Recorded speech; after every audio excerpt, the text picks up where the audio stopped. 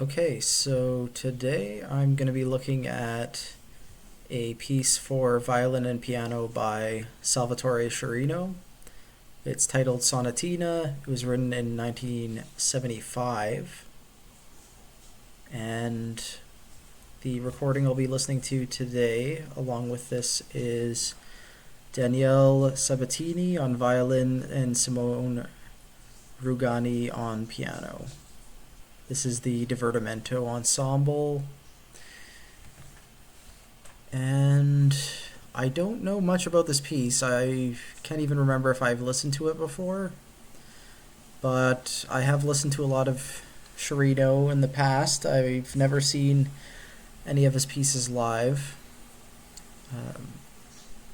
Maybe I'll take the time today to just go over his biography with y'all, and I'll save the more musical comments for after the listening session here.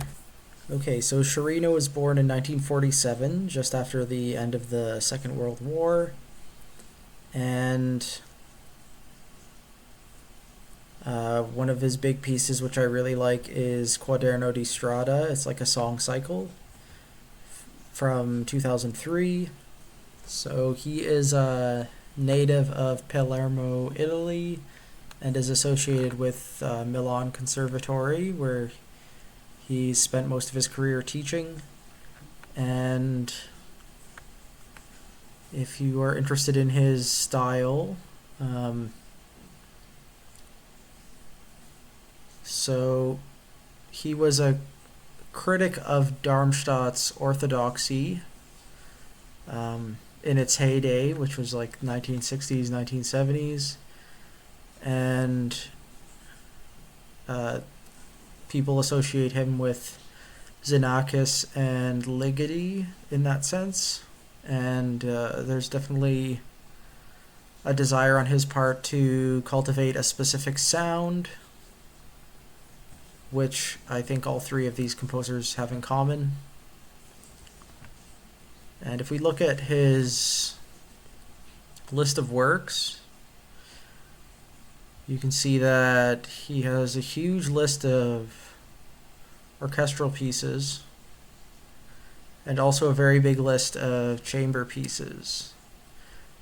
Most of his solo pieces, it looks like,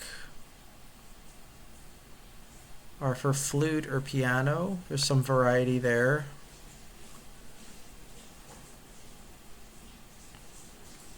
And he has a small body of electronic music. I think it's safe to say that his music will speak for itself if you've never listened to it before, so I don't want to bore you with descriptions. He has some symbols here, and this is a handwritten score. You can see this very fancy slur writing, which is reminiscent of Franco Donatoni. Also the angled dynamics. It's very similar to what we've seen in Donatoni's music, but his penmanship is a little bit different. And just from the first page, I think we can assume this is going to be very difficult music to play. Some of the extended techniques, or the performance notes, you could say. He has glissando clusters in the piano, so this symbol on the left here is a cluster, and he asks the piano to, instead of just glissing one note, like a whole cluster, which sounds quite physically demanding, and it could be with both black and white keys, or just the white keys, or just the black keys, just like any other glissando. And I guess this piece is old enough that this symbol for niente was not standardized yet. And the piano extends to a low C. What the hell? Okay, apparently there is a such thing as a 108 key piano. I was not aware of this. and it would extend all the way to C sub contra. So, okay. You learn something new every day, I guess. Yeah, let's have a listen here. I'm sorry that I can't show you the entire score, but now is the time to pause the video and have a listen to the recording that I've put in the description.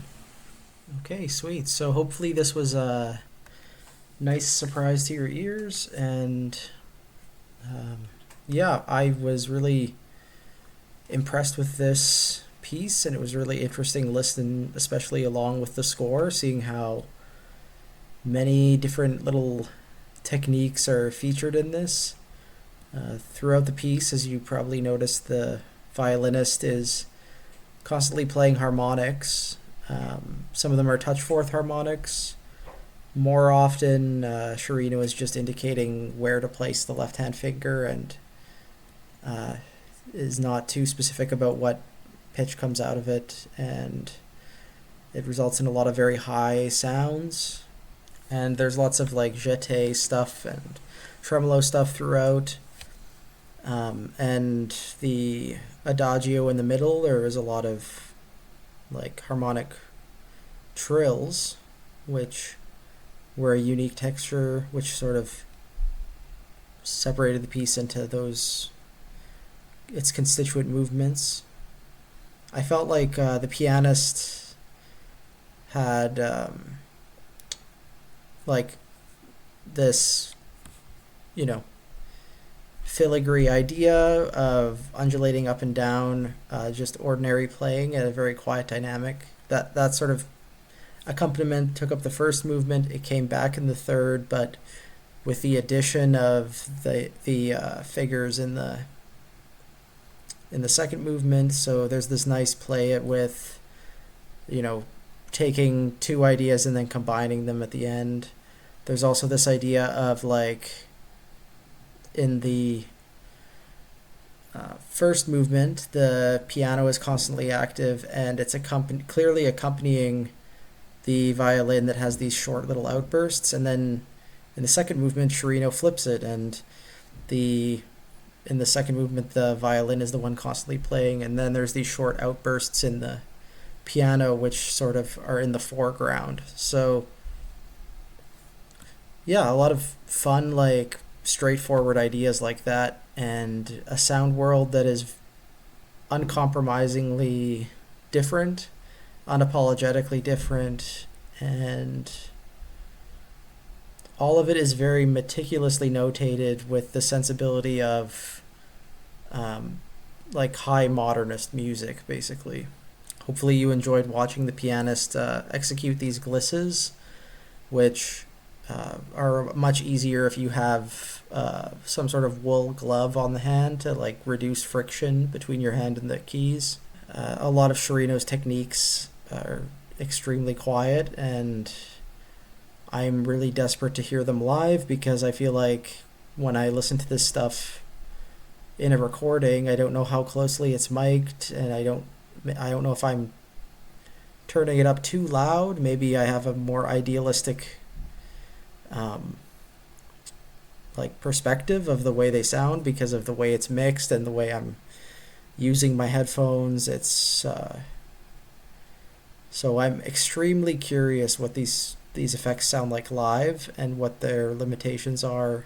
As far as a piece by Sciarrino goes, I think this is like a very accessible one. It's short, it's got very clear ideas, and it's really engaging to watch performers do it. So if you are a violinist, maybe consider trying to work your way through the score and program it sometime.